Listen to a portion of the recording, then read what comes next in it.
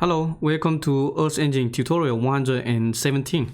In this video, I'm going to show you how to create a fishnet based on a polygon. So it will be something like this. So you have an input polygon, it can be a rectangle, it can be any shape. And so we're going to create some kind of rectangular grid so that you can divide the polygon into smaller pieces. In video 100 and I think 109, I show you how to create also a coordinate grid just using one line of code. But that one, you need to input the coordinates, the lower left corner and also the upper right corner.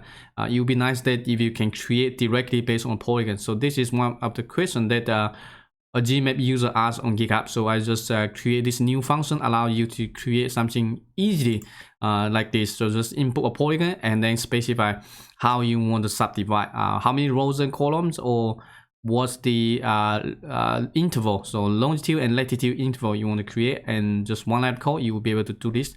The reason that why you want to do this is sometimes you might want to calculate some statistics of based on a rectangular grid or into smaller pieces, or you want to do zonal statistics, or maybe you want to export the data, right? So think about if you have a global scale imagery or an imagery for your area and it's too big to export as a single image, then you might want to subdivide into smaller tiles, and so they can export piece by piece. And so this is what we're going to do. First, let's go to gmap.org to download the notebook example. So Gmap, and then on the left side, click tutorials, Control N to go to the very end, and then find number 117. So click notebooks. So from here, just click the download button to download this one to your computer, and then open using Anaconda or Conda. So this is what it looks like. This is a very simple and straightforward example. We have two sections, and so first I'm going to go through the first one. You just need to import the libraries and then just simply create an interactive map. So from here, what I'm going to show you is that you can either provide, so basically this is the function you're going to use, gmap.fishnet. So if you place your cursor within the function and then press shift tab on your keyboard to bring up the help documentation. So the first parameter we need to provide is data, and this one it accepts multiple types. It can be a string, or it can be a geometry or feature collection. A string, that means you can directly provide, for example, a file path to a polygon or GeoJSON or a shape file or zip file or KML, and it can also be an HTTP URL. So if you have something on the internet, it is a GeoJSON or something else, like can be read by GeoPandas. You can directly provide a URL. So this basically can accept multiple types. In this example, I'll show you how you can see, or you can simply draw a rectangle on the map. So for example, something like this. So I just draw a rectangle, assume that, okay, I want to, this is my study area, and I want to create a fishnet based on the polygon that I just drew.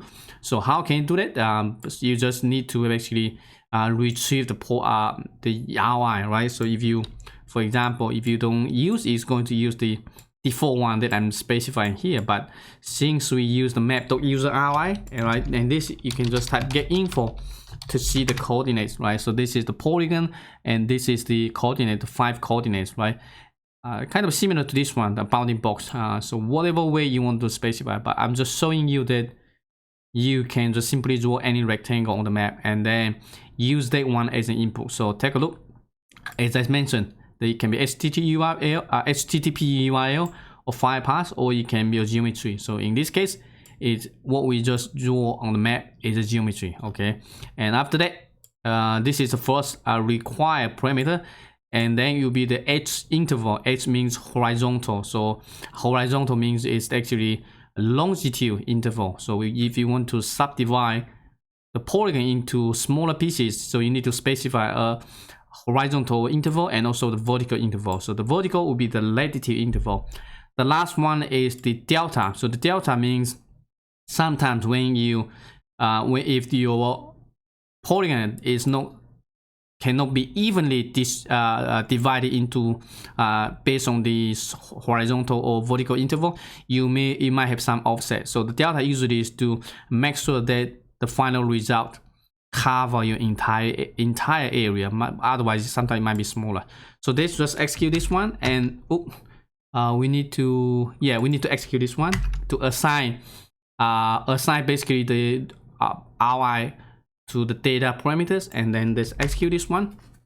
After that, just simply add the fishnet to the map. Take a look, right? So the blue one is our RI. Now the rectangle here is smaller fishnet, so it looks like exactly evenly distributed, right? And you can zoom in, you can zoom out, you can take a look at this one, the fishnet, right? How easy it is, right? Now you don't need to specify lower left corner or upper right corner. You will directly use that one as an RI, and that's it. So this is how you can create a fishnet based on a rectangle. It might always be the case because your RI can be a polygon, it can be a circle, it can be any irregular polygon. So the next one I'm going to show you is again, let's see, maybe take a look at this one. Or I can simply draw another one. So let me zoom out a little bit here, move to this portion, right? And let's say I want to draw a rectangle somewhere here. It can be as many points as you like, and then close. Now we have this polygon. So the next call block we're going to execute is actually to also retrieve the user RI. So if you don't specify, it's going to use this default one. So because we don't need it, I'm going to just simply delete, right? So in this case, it's going to center the map around this area, right? And after that, so here we can also create a fishnet, but different from the previous one that we use the horizontal and vertical intervals. Now we specify how many rows and columns do you want, right? Again, let me press Shift Tab on your keyboard to bring it up, right? So you can either specify by default. If you don't specify, it's going to use the horizontal interval and vertical interval as 1 degree Celsius, and rows and columns are none. But if you specify the rows and columns, these two horizontal and vertical intervals will be ignored. So now, because we want to specify how many rows and columns, so we basically use this one. And also we have another two parameters, right? Delta and intersect. Intersect means because when we create the rectangular grid, it will be just rectangle. But if you just want something intersect with the RI, then it will be set to true. Also, you can specify the output. For example, I want to specify, I want to export this one as a shapefile file or GeoJSON. You can do that pretty easily. So first, again, specify this one, and we want 6 rows. That means latitude, you have 6 rows, and the columns you have 8, and the delta equal to 1. So let's execute, and then take a look. 1, 2, 3, 4, 5, 6, 7, 8, right? And then 1, 2, 3, 4, 5, 6.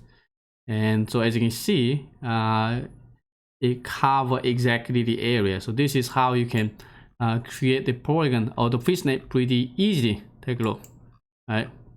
And as I mentioned earlier, this is right now a feature collection, so it can be added to the map. But if you just want to export this one to a computer as a GeoJSON, you can just simply comma and then output equal to.